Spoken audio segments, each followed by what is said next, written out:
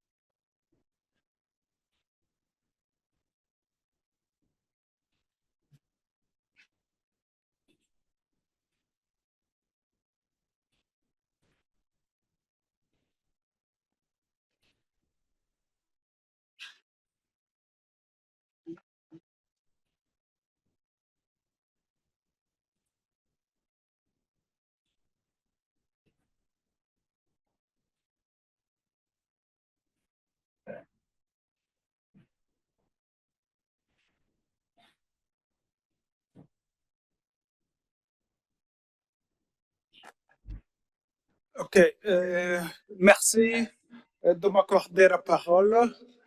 Nous allons entamer la session, la troisième session, la session sur les technologies émergentes, les technologies liées à l'intelligence artificielle, aux technologies de blockchain, mais aussi aux technologies d'objets connectés communément appelés l'Internet des objets. Nous allons un peu explorer ces domaines dans la perspective de l'entrepreneuriat des jeunes, bien sûr pour le développement de notre région. Cette partie, comme le titre l'indique, c'est une partie qui parle des perspectives d'avenir des technologies, mais ici nous ne sommes pas ici pour parler du futur, de l'évolution des technologies, mais nous allons parler beaucoup plus de l'attitude de la jeunesse face à ces technologies aujourd'hui.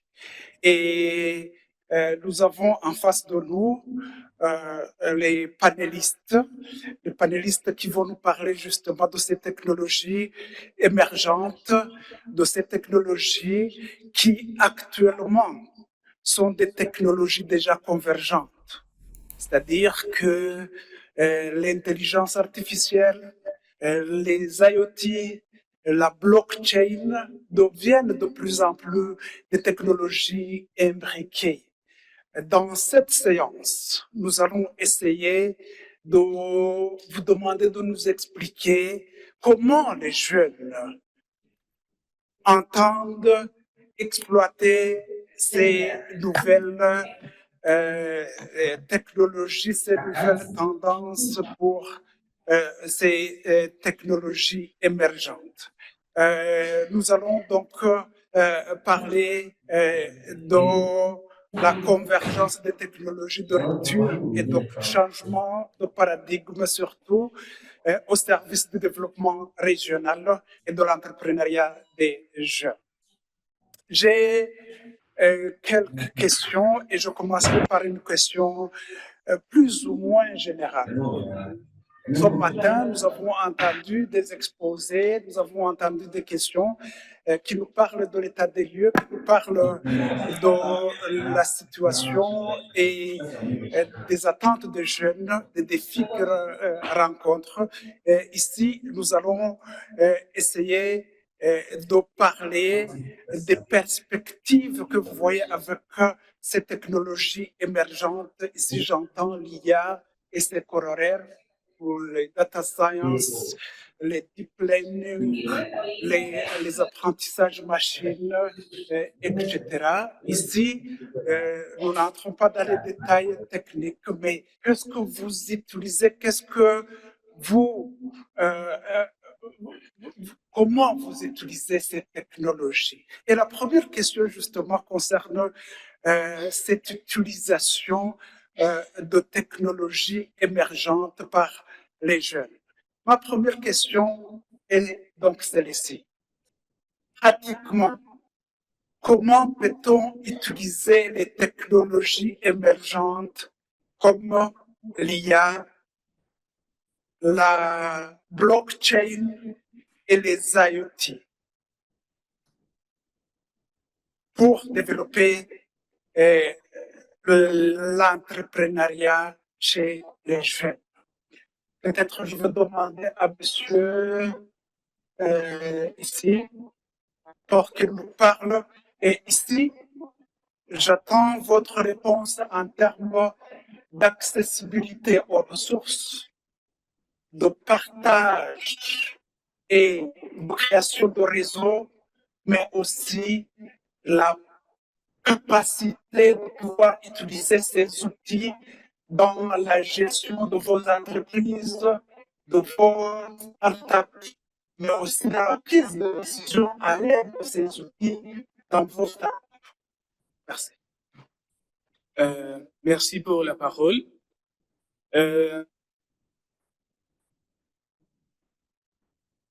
Quand on parle de la technologie émergente, ce qu'on entend, c'est pas l'innovation technologie donc de haut niveau, mais c'est comment on peut résoudre les problèmes que la population de la région et burundaise en particulier font face. Donc, notre région fait face à des problèmes majeurs, surtout chômage des jeunes.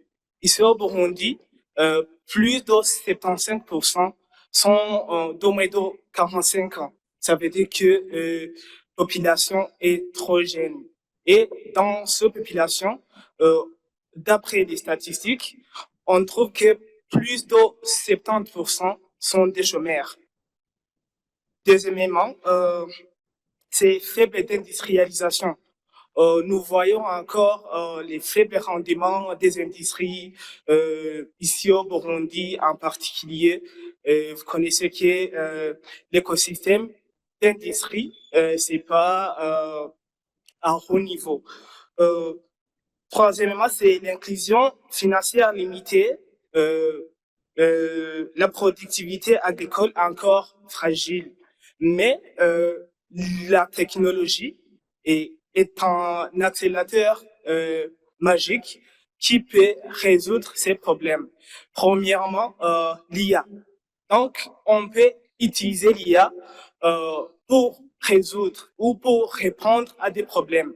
On peut appliquer l'IA dans presque tous les services comme services publics, secteur agricole, dans la santé, etc.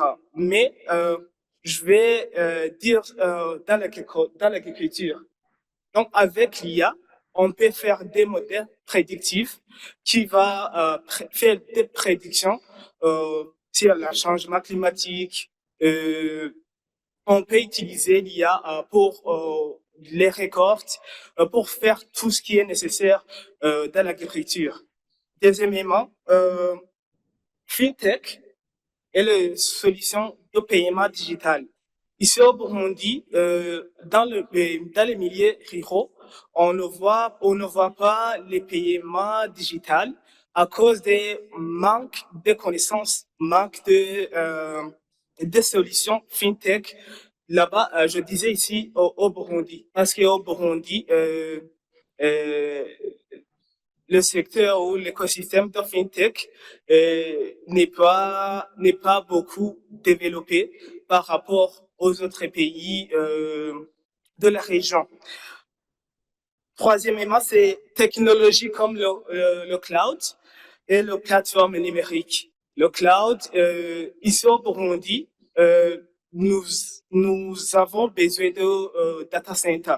Donc, les serveurs où on peut stocker toutes les données du Burundi. Bon, là, je disais au Burundi parce que les situations des autres pays, comme exemple en Afrique centrale, je sais pas bien, mais ici au Burundi, le cloud et le plateforme numérique peut accélérer, peut être un accélérateur pour que notre pays Burundi et la région peut révolutionner dans le monde numérique. Merci beaucoup.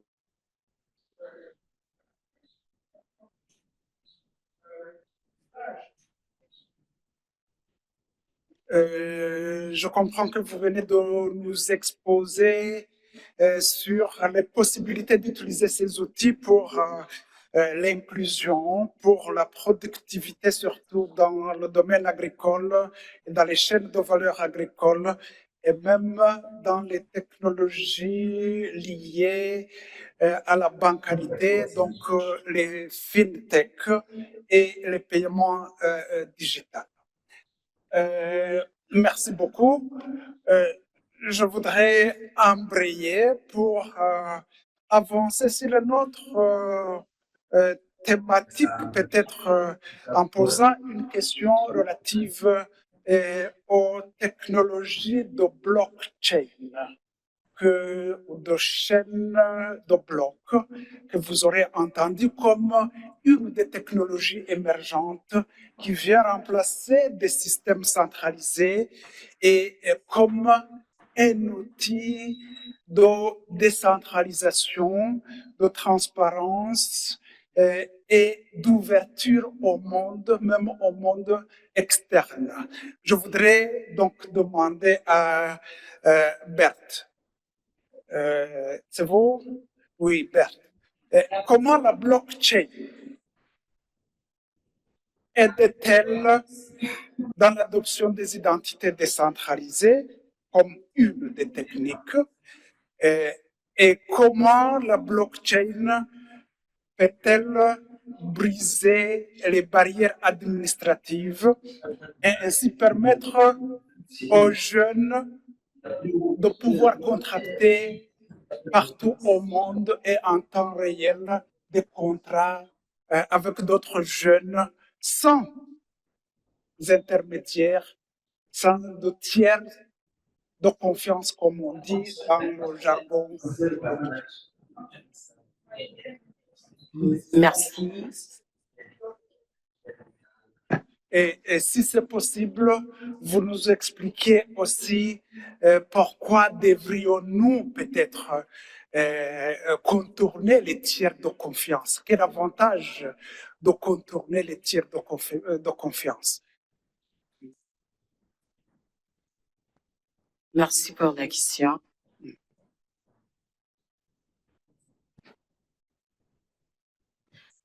En fait, ce que je peux dire, c'est que si on entend le blockchain, c'est pas seulement la technologie ou la monnaie, mais c'est ce qui peut permettre de créer un système qui n'est pas facile à modifier, ce que je peux dire. En fait, le blockchain, comment il peut remplacer tout cela? C'est ce qu'il permet, peut-être aux jeunes, on a dans le forum de jeunes, je peux utiliser jeunes seulement, oui, de prouver son identité, donc sans intermédiaire, donc sans savoir passer par des entreprises de cachet. Donc, ça permet en fait de faire les tâches facilement et je dirais plus vite en fait. Donc, ici dans la région, si on regarde bien, donc si on veut peut-être des documents un administratif, la, le chemin est long. Parfois, ça tire trop long. Parfois, on n'a pas des identités, donc physiquement. Mais si on essaie de centraliser les informations, ça va aider aux jeunes ou bien au public qui utilisent la technologie de blockchain de trouver facilement les données, facilement de trouver facilement les données, mais de garder le temps. Donc, ça économise le temps qu'on peut passer d'aller au bureau. Tantôt, tu vas venir demain, tantôt, tu vas venir la semaine prochaine. Donc, ça nous aide à réduire le temps, en fait. Donc, ça économise le temps. C'est comment, la question suivante, c'est l'importance. C'était l'importance encore. Quelle est l'importance de pouvoir contourner les tiers de confiance? Comme j'avais déjà dit, la première importance, c'est l'économie du temps. Donc, si tu perds le temps, donc tu risques de tout perdre en fait. C'est l'importance, mais aussi vivre dans le numérique. Faut pas que toujours, si tu veux des documents, tu vas aller dans les papiers, donc certains temps, on ne trouve pas les papiers. Donc, si c'est numérisé, c'est l'importance de trouver facilement, de garder facilement et avec sécurité aussi. Merci. Merci. Je voudrais poser une autre question justement relative à ces technologies de blockchain, mais qui s'intéresse beaucoup plus aux monnaies numériques. La blockchain comme outil d'implémentation des crypto-monnaies. Que pensez-vous, Monsieur Gateka? Monsieur? Il n'est pas là. Quelqu'un d'entre vous peut répondre à propos des monnaies numériques de banque centrale. Vous auriez déjà entendu parler de ça. Je donne la...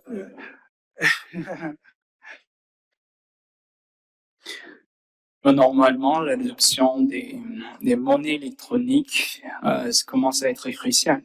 Parce que le fait d'utiliser toujours des monnaies, du moins l'argent en papier, ça va coûter des fortunes à l'État. Et du coup, il y a l'usure des monnaies. Plus on l'utilise, plus ça s'use et du coup, il y aura des charges à l'État pour pouvoir réimprimer encore. Donc, si on adopte beaucoup plus les crypto-monnaies, c'est basé sur la blockchain. Et la blockchain, normalement, ça fonctionne d'une manière très sécurisée. Pourquoi? Parce que vos données, ils sont hachés. Ça veut dire cachés ou bien il y a un peu de mot de passe. C'est comme un Wi-Fi avec un mot de passe. Donc, avec les crypto-monnaies, c'est facile de faire des paiements. Peut-être ici, chacun de nous aurait un jour voulu acheter quelque chose en ligne et qui n'a pas ça. Par exemple, les développeurs. Les développeurs, pour ceux qui font des applications, il y a des fois où tu as envie de publier ton application sur Google Play. Et la console, ça s'achète. Et ici, si on n'a pas des monnaies électroniques, c'est difficile de pouvoir faire des transactions à l'international. Et des fois, en Afrique, c'est pas trop utilisé. Donc, s'il y a adoption des monnaies électriques dans des banques centrales, ça veut dire que la banque centrale va réguler les transactions et du coup, il y aura moins de papier, du argent papier qui va circuler dans la communauté, l'État, il y aura moins de charges et du coup, il y aura beaucoup plus de transactions en ligne qui sont sécurisées grâce à la blockchain si on la maîtrise, puisque si on la subit, ça veut dire qu'on sera derrière. Donc, on doit la maîtriser. En la maîtrisant, il faut aller vers les décideurs et leur dire, OK, si vous adoptez la monnaie électronique, c'est bien, il y aura moins de charges et du coup, il y aura plus des transactions nationales et à l'international. L'exemple couramment qui est utilisé, c'est au Kenya, il y a une monnaie électronique qu'on appelle BanQ. Alors, elle est utilisée par les agriculteurs pour faire le supply chain et aussi les transactions. Donc, eux, ils ont déjà compris que les monnaies électroniques, c'est un levier aussi. Donc, ils utilisent, ça facilite l'agriculteur qui se trouve dans les milieux ruraux à pouvoir faire des transactions sans toutefois se déplacer dans des banques. Et comme ça, tout le monde est gagnant-gagnant. Merci. Auriez-vous une idée de l'état de la réglementation, des stratégies ou des politiques nationales ici au Burundi? Quel est l'état des règlements, des lois relatives aux monnaies numériques par les banques centrales ou par... Donc, ici au Burundi, normalement, quand on parle de monnaie électronique, on voit directement les micages et cocages, et Bankobi, Note et d'autres. Mais ça, ce ne sont pas des crypto-monnaies, puisqu'il y a des fraudes aussi. Mais si on parle de crypto-monnaie, ça veut dire que c'est décentralisé. Ça veut dire que, par exemple, moi, si je fais de l'argent, soit je vais à la banque, il y a un intermédiaire. Alors, s'il y a un intermédiaire, ça veut dire qu'il y a des coûts. Et s'il y a des coûts, ça veut dire que toi, si tu places, par exemple, 100 millions, il y aura des déductions, etc., suivant les transactions. Parce qu'il y a un intermédiaire qui va s'assurer que votre identité est correcte et que s'il y a des fraudes, on pourra vous chercher là où vous êtes. Mais avec les crypto-monnaies, ça veut dire qu'il n'y a pas l'intermédiaire. Ça veut dire que ce sont des registres. Il n'y a pas d'intermédiaire. Et pour que ça puisse être inclus dans notre société, il faut que la banque centrale soit impliquée pour qu'ils puissent réguler. Pourquoi? Si la banque centrale ne fait pas le premier pas, ça veut dire que les jeunes qui veulent œuvrer dans le blockchain, bien dans les crypto-monnaies, eh ben, ils n'auront pas une réglementation reconnue par l'État. Et comme ça, il y aura peut-être des problèmes pour pouvoir faire des transactions ici au Burundi. Donc, s'il existe une loi qui fait la réglementation sur la blockchain et les monnaies électroniques, ça serait bien pour qu'on puisse réellement avancer, puisque les autres, ils sont déjà loin. Donc, on ne doit pas rester en arrière, nous, ce qui est dans l'Afrique centrale, on doit avancer avec le cours, le flow. Sinon, alors j'espère que peut-être qu'il y aura une loi, s'il n'est pas encore là, mais qui fait la réglementation des crypto-monnaies. Et comme ça, on pourra commencer à concevoir des applications, etc., qui sont basées sur la crypto-monnaie. Oui. Je continue avec vous en vous posant une question sur la sécurité, justement. Comment éviter? Nous savons que nous sommes à l'ère de l'IA et les algorithmes qui sont utilisés par l'IA savent déjouer, savent contourner ces mécanismes de sécurité. Quelles solutions proposeriez-vous ou bien comment s'y prendre? Bon, en Kirundi, il y a un dicton qui dit je sais pas, un truc comme ça. Ça veut dire quoi? Ça veut dire que il y a les IA qui sont là pour contourner les règlements. Alors pourquoi pas ne pas faire des IA qui sont là pour surveiller d'autres IA? Normalement, l'IA est là pour tout simplement aider à la prise de décision. Si elle est là pour aider à la prise, pas à la prise de décision, à prédire ou bien à aider dans la prise de décision. Mais il doit y avoir une autre couche soit une couche humaine, soit une couche hybride. Quand je parle d'une couche hybride, ça veut dire que il y a la couche humaine et il y a aussi l'intelligence artificielle qui va surveiller l'intelligence artificielle.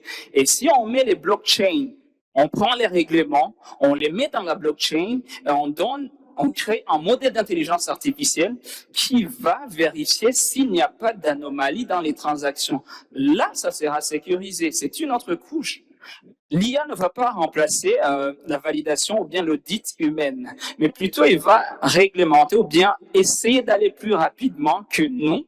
Mais si on lui donne des règles de validation, alors il y aura des IA malveillants et des IA qui sont là pour pouvoir détecter les anomalies et essayer de les contourner ou bien de les bloquer. Merci beaucoup, mais vous n'avez pas encore terminé parce que je vais vous poser une dernière question. Oui.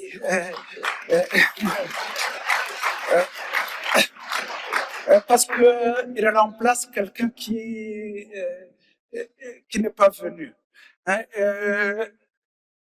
Comment aider les jeunes à utiliser justement les blockchains pour protéger leurs œuvres? Alors, quand la blockchain est venue, il y a ce qu'on appelle les NFT, non-fungible tokens. C'est une clé qui est unique, c'est irréversible. On peut pas retourner en arrière. Ça veut dire que si elle est déjà là, on peut pas faire l'action inverse.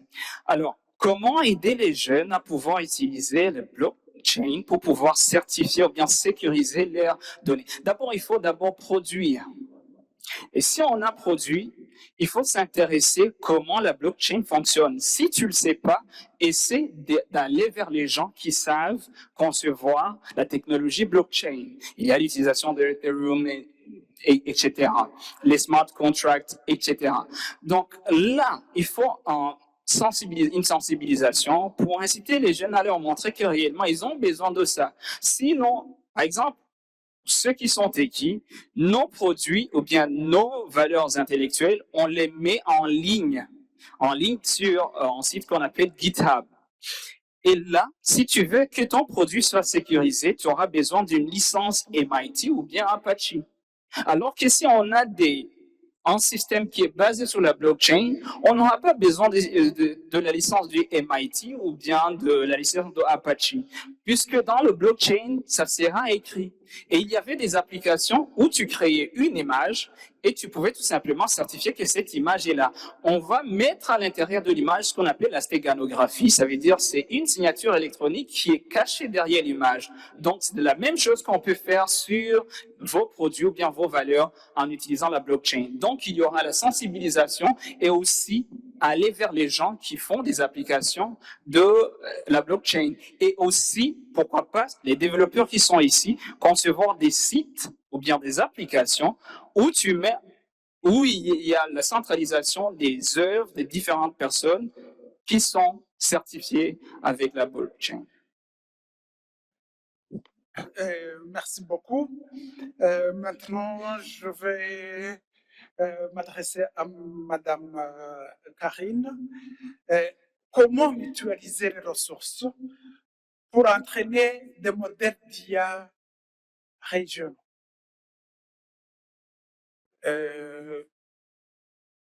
Et comment inciter les gouvernements, le secteur privé, les institutions pour qu'ils prennent en considération les opportunités d'accessibilité par les jeunes aux capitaux, surtout pour les jeunes des zones défavorisées comme les villages un peu reculés. C'est une question, plutôt c'est deux questions. Thank you so much. The way we can just do it is to understand that we have to collaborate, all stakeholders, whether telecom,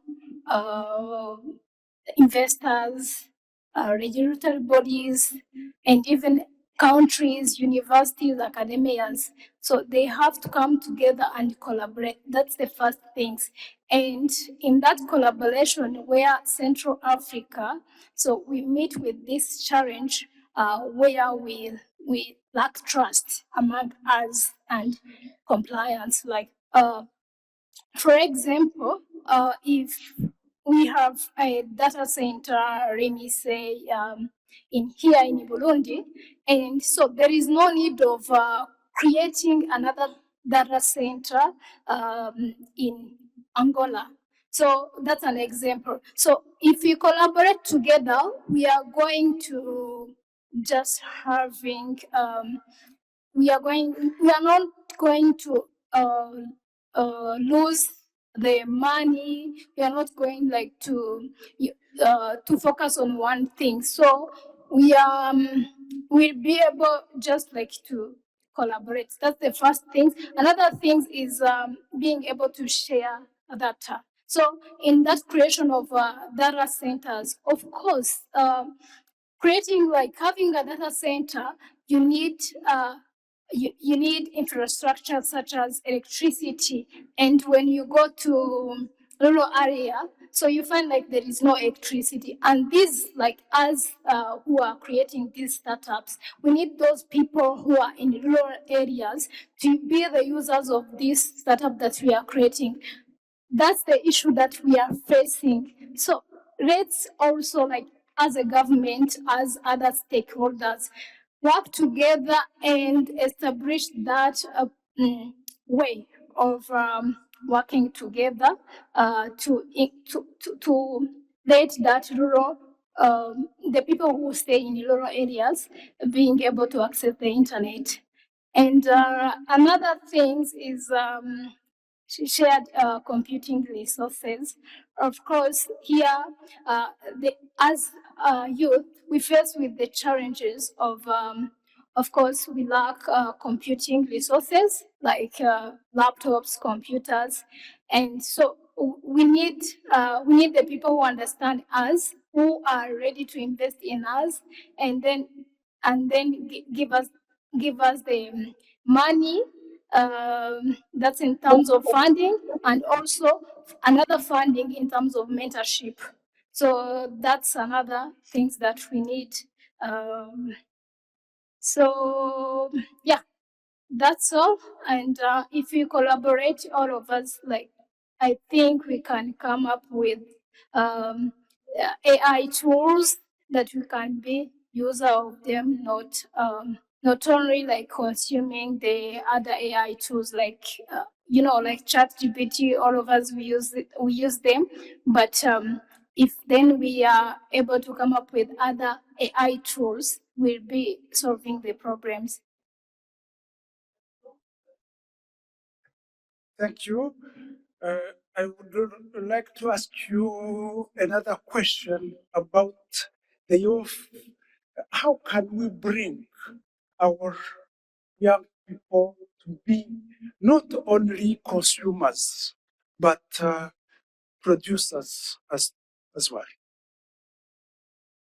And this question, I'd like you to answer to this question and to Mr. Carmel. It's you, Carmel, or yeah?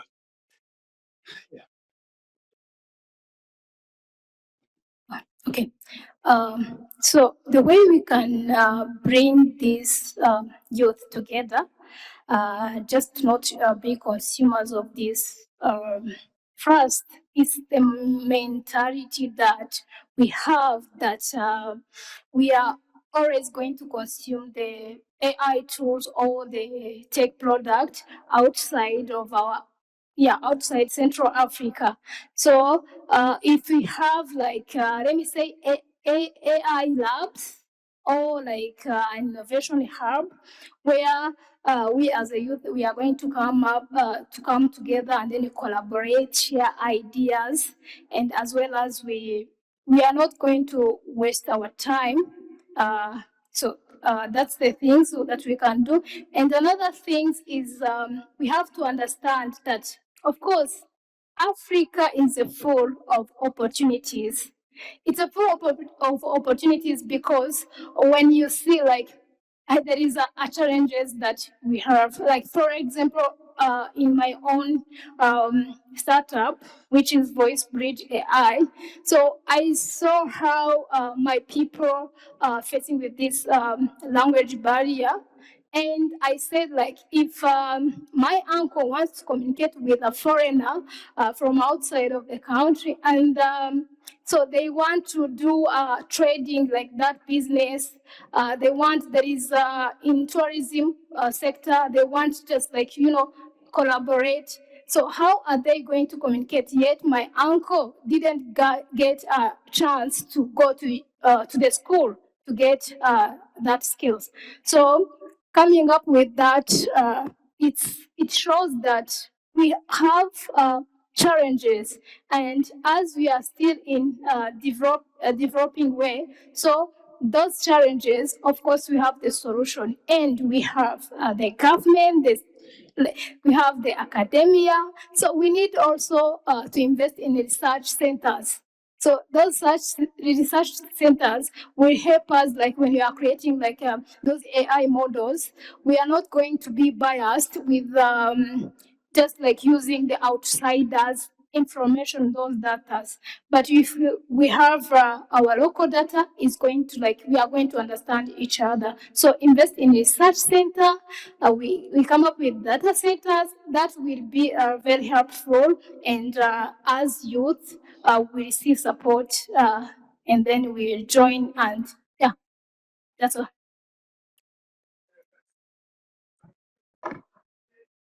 Oui, en fait, normalement, ces intelligences artificielles, ou bien les blockchains et l'IoT, réellement, ça va jamais nous prévenir. C'est comme des vagues. Elles sont rapides, puissantes, et normalement, si tu n'apprends pas à pouvoir les utiliser, eh ben, tu seras tout simplement balayé de la carte. Ça veut dire que l'exemple qui est récent, c'est ChatGPT quand il est venu.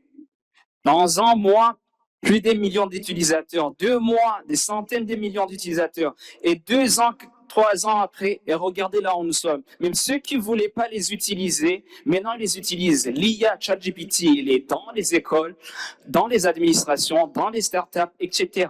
Ils ne préviennent pas. Puisque quand il est venu, il n'a jamais dit oh, « Est-ce que vous êtes prêts pour que je puisse venir ?» Non, c'est-à-dire qu'il est venu. Et quel est le message qui a été envoyé? Ça a été un message qui a été envoyé, c'est que les transformations ou bien les innovations ne vont jamais toujours venir de les États-Unis, de l'Europe, etc.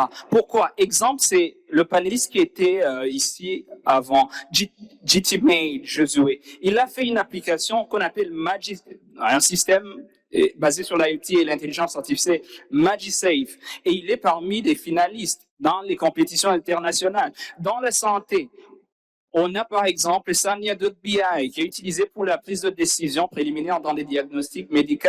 Donc, si on veut passer de consommateur à producteur, il y a tout l'écosystème doit entrer en synergie. Nous, les jeunes, on demande toujours des infrastructures, on demande des financements, on demande tout l'écosystème numérique. Mais est-ce qu'on s'est déjà posé la question, quand on va avoir tout ça, est-ce qu'on sera prêt?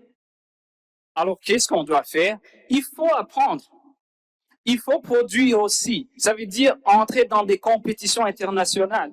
On l'a dit ici, exposer vos œuvres. Et que c'est là où on va passer de consommateur à créateur. Pourquoi? Parce que maintenant, l'intelligence artificielle, l'IoT, etc., va faire à ce que l'idée que tu as, tu puisses la transformer. Et quand tu as cette idée, il faut le montrer au public. Sinon, on sera toujours des consommateurs. Merci. Mais, madame, monsieur, comment arriver à impliquer les jeunes, ou comment arriver à former les jeunes à pouvoir adopter et utiliser justement l'IA ou les technologies émergentes, parce que ce n'est pas seulement l'IA. Oui. Merci. Donc, ce que je peux dire, c'est que les jeunes peuvent savoir que c'est pas seulement être des utilisateurs de ces technologies, mais aussi être des producteurs comme les autres ont déjà dit.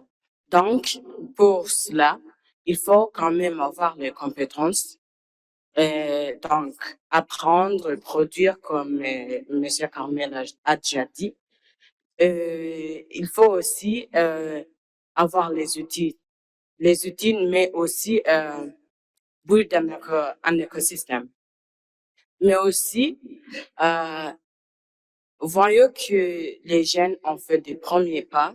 Donc, nous avons des jeunes ici qui ont déjà commencé à faire des solutions technologiques. Donc, ce qu'on peut demander aussi, c'est, je peux dire, augmenter the working space.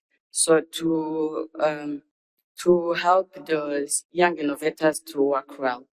So,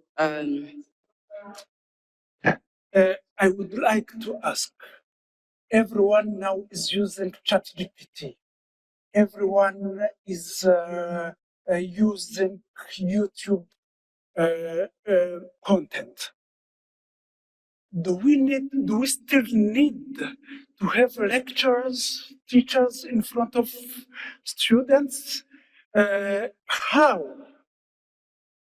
What solutions are you proposing as youth for this disrupting period? Because it is a disrupting period where the whole way of teaching is changing, or even learning way. ce que je peux dire, on n'a pas besoin donc je dirais des personnes qui vont venir intervenir pour nous apprendre comment utiliser ces technologies, mais j'insiste sur les outils. Par exemple, c'est pas seulement donc des projets logiques donc que les jeunes présentent, mais aussi il y a des projets physiques comme Monsieur Jitme, il est en train de travailler sur des projets qui machinent donc. Je crois que certains d'entre nous sont déjà entendus son nom. Donc, c'est pas seulement le projet logique, mais aussi, par exemple, il a besoin des outils physiques. Tantôt, c'est un peu difficile à trouver sur Burundi. Il faut commander peut-être en Chine, je sais pas où. Mais si peut-être on augmente du centre d'accélération d'incubation des working space, ça peut aider. Donc, ça peut donner un coup sur les projets de jeunes innovateurs ici dans la région qui n'ont pas donc assez de moyens pour acheter ces outils. Souvent, on voit des jeunes qui ont déjà des projets qui sont vraiment bons, qui sont vraiment pratiques, mais arriver sur les outils, donc ça devient un problème en fait. Donc si on peut avoir des centres de working space, ça peut donner un coup sur le développement des projets numériques. Merci. Merci, merci à tout le monde, tous les panélistes bien sûr. S'il y a des questions, oui, je vois qu'il y a beaucoup de questions. Aider. On fait ici, là-bas, monsieur ici, et oui, le premier là. Comme ça, on va. Troisième. Non.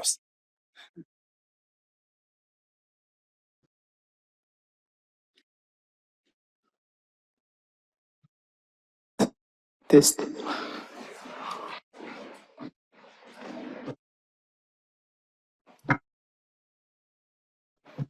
Test. Je voulais poser la question à tous les gens qui sont ici. Donc, il y a des technologies émergentes et il y a des jeunes ici qui connaissent vraiment ces technologies. Et il a bien parlé, nous étions dans une compétition qu'on était obligé d'utiliser la technologie de blockchain. Mais on n'a pas... Non, c'est dans la salle. Vous aux panélistes, ce n'est pas une discussion pour la salle. D'accord. Je demandais au dernier. Donc, il y a des compétitions qu'on fait sur des technologies qu'on utilise déjà, qu'on n'utilise pas déjà en Afrique, comme la blockchain. Et ici, il y a des jeunes déjà qui sont dans ces compétitions et qui n'arrivent pas à recevoir cet argent ou ces dons parce qu'il y a des technologies comme la blockchain qui ne sont pas acceptées ici. Alors, comment on peut faire en tant que jeunes, nous, avec ces idées, ces projets, il faut les mettre ailleurs, aller aux États-Unis ou à d'autres pays qui acceptent ça, où on va encore risquer d'encore innover ici chez nous. Merci. Et pour la deuxième question, c'est pour Berthe. Je voulais demander s'il y a une différence pour un entrepreneur jeune femme et des entrepreneurs mecs. Il y a une difficulté ou c'est une facilité en tant que femme? Merci.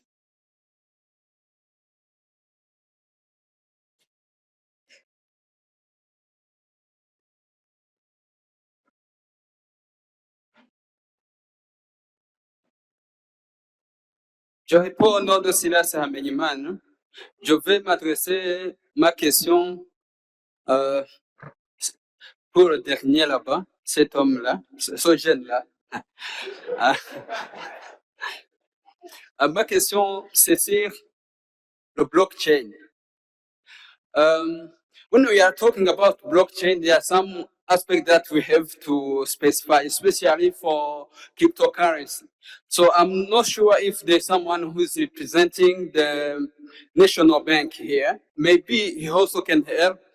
I'm just ask if the development of this, the internet, especially here in Burundi, also in Central Africa, if there is any opportunity for youth, especially those who are dealing with the business opportunities, if they are really involved in the cryptocurrency, especially for Ethereum, Bitcoin, for exchange. I'm not sure if our national bank is also involving in this new technology, especially to help the youth for development. So, what's the opportunity for youth here in Burundi, especially for using those cryptocurrency?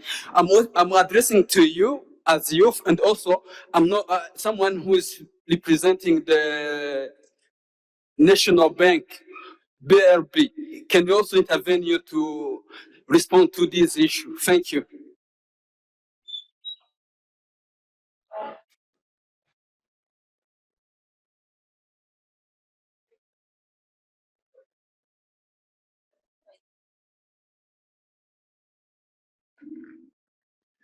Bonjour à tous. Ma question également, je vais la poser à notre très cher frère. Alors, aujourd'hui, tu nous as parlé de crypto-monnaie. Maintenant, quelle en est de la sécurité? Parce qu'aujourd'hui, ces wallets-là sont gérés par les étrangers.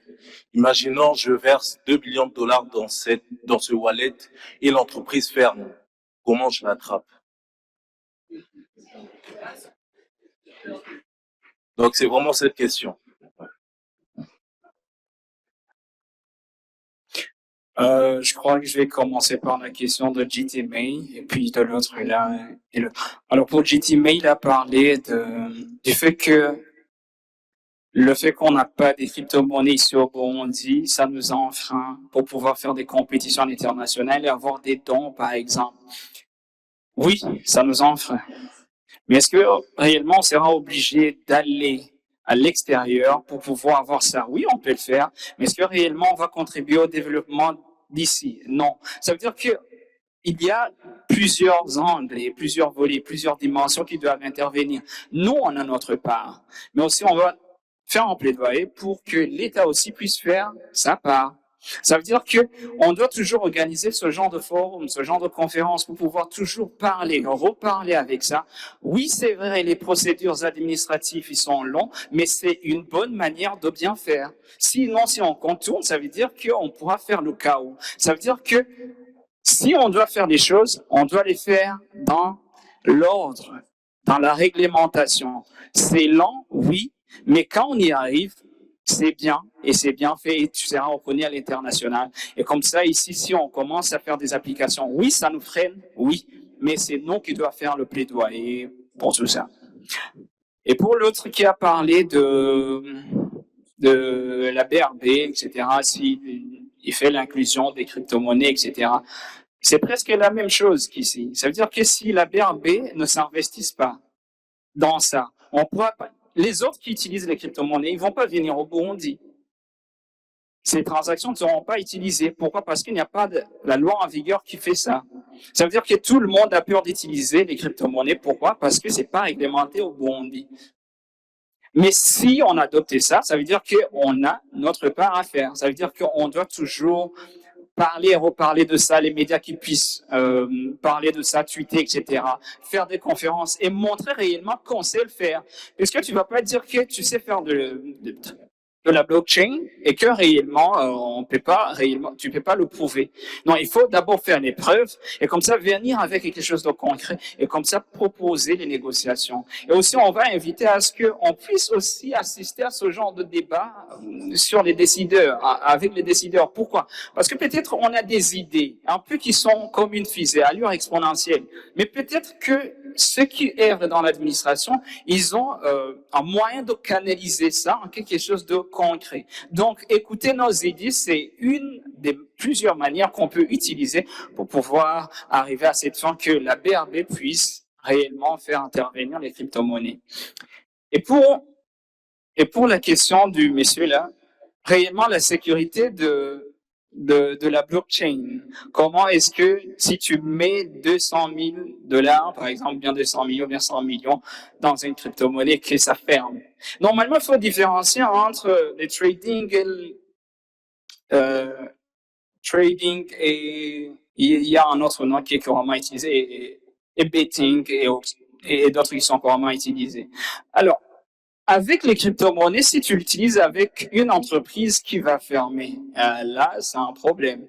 Mais est-ce que je vais te poser la question, si tu mets tes crypto-monnaies dans GPay, est-ce que réellement tu seras sûr que demain, Google va fermer? Non, Google ne va pas fermer. Pourquoi? Parce que c'est une institution qui est réellement établie, qui est reconnue mondialement. Donc, si les institutions ici au Burundi font la même chose et que c'est réglementé, on sait où t'es, voilà, on va venir. Et aussi, avec la blockchain, on peut utiliser le edge computing, qui n'est pas couramment utilisé, puisque on peut l'utiliser dans notre cadre. Pourquoi? Parce que on n'a pas des infrastructures pour les data centers. Oui, ils ne sont pas beaucoup. Est-ce qu'ils sont réellement plus sécurisés ou bien plus efficient? Je ne crois pas. Mais est-ce qu'on aura besoin de pouvoir acheter d'autres data centers? C'est coûteux, oui. Mais si on veut quelque chose qui est plus interopérable, c'est là où on doit commencer. Mais si on veut réellement faire la compétition sur le marché national, ça veut dire on pourra faire du edge computing. Ça veut dire c'est comme avoir machine locale, serveur local dans la région ou bien dans le quartier.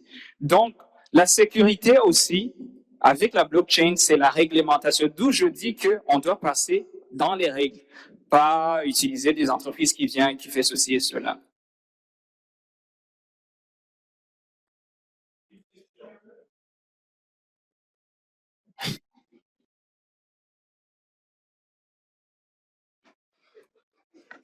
Merci. Une question.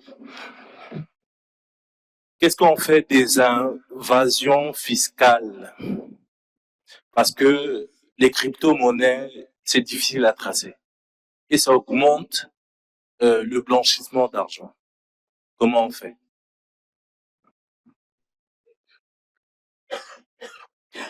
L'idée même des crypto-monnaies, c'est que ce soit intraçable. C'est ça l'idée principale, que ce soit intraçable. OK? Est-ce que réellement, c'est comme avoir un couteau? L'arme, l'outil de l'un peut être l'arme des autres. Est-ce que réellement, nous avons cet éthique d'aller utiliser les crypto-monnaies d'une mauvaise manière. Non. D'où la réglementation. On parle beaucoup plus de la réglementation. Tout cela, tout cet écosystème, s'il n'y a pas de la réglementation en vigueur, ça sert à rien. Tu pourras te faire voler ton argent. Donc, les innovations fiscales, etc., les paradis fiscaux, ça existe sur les blockchains. Mais s'il y a la réglementation, il n'y a pas ça. Donc, la plupart des entreprises, ceux qui vont les utiliser, il n'y a pas de réglementation. Donc, j'ai dit les procédures administratives, ils sont longs, sometimes bored, mais c'est la bonne manière à utiliser pour avoir quelque chose qui est solide. Sinon, si on peut faire des crypto-monnaies, oui, mais s'ils ne sont pas réglementés, ça peut créer un chaos.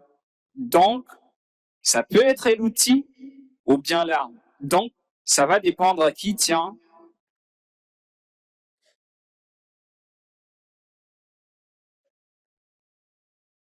C'est Albert. Je vais répondre aux questions de Monsieur Jitmé.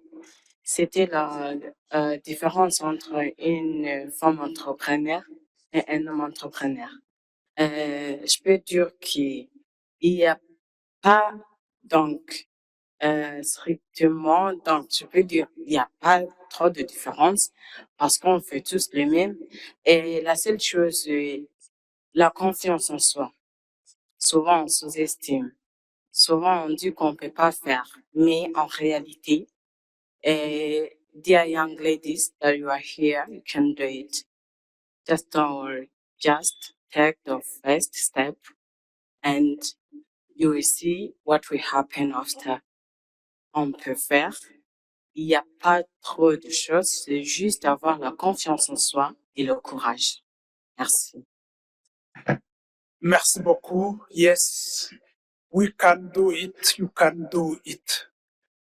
But we call upon the regulators.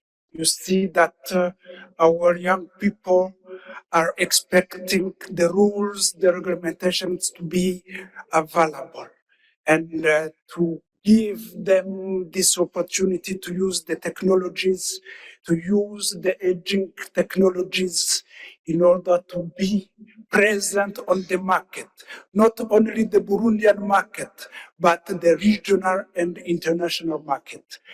You are the future. We do have to do everything, including regulatory aspects, because we know that infrastructure, it is not always available. We know that services requires a lot of investment, but we do have mind. We do have young people who can achieve more. Thank you very much.